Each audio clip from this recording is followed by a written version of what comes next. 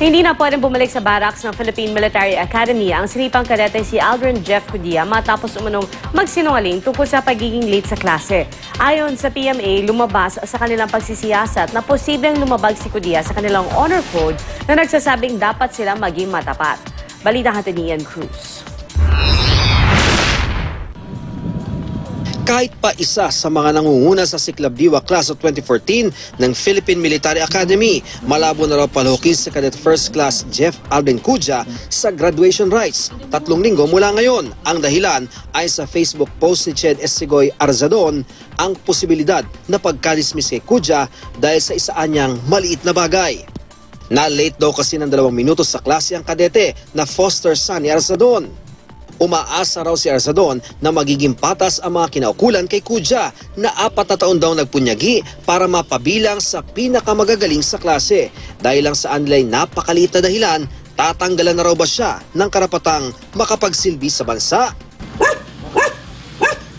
Sinadya ko ang bahay ng mga Cudia sa Rayat, Pampanga, pero wala akong dinatnan.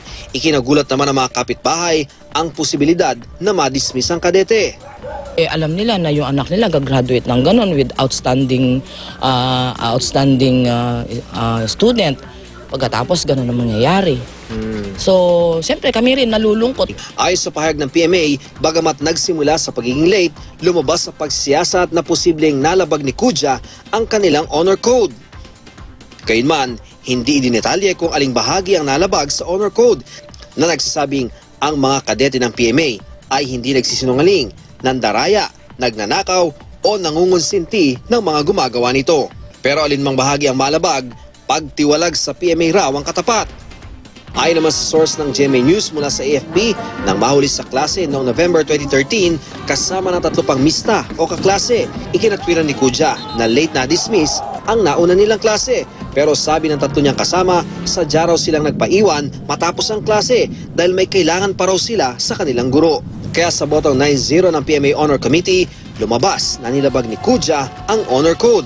Ayon pa sa source, posibleng pagpapanatili sa maganda niyang grado ang dahilan kung bakit hindi umano nagsabi ng totoo si Cudia. Naka-indefinite leave na siya habang hinihintay ang pinal na desisyon ng kaso. Nasa holding area dahil di na raw siya pwedeng bumalik sa kanilang barracks at anumang oras ay pwedeng umalis ng PMA. Ang mga dokumento kaugnay sa kaso ni Cudia ipinasa na sa AFP at pinag-aaralan ngayon. Sir, pwede ba, kunyari may decision sila, pwede mo bang mabago yun ang decision mo? Depende, we weigh the facts. At all levels, dadaan yan sa akin, sa SND, sa President. President ang ultimate decision because it was he who appointed the cadets. Sabi ng Malacanang, tututukan ni Defense Secretary Voltaire Gazmin ang investigasyon sa kaso. Ian Cruz, GMA News.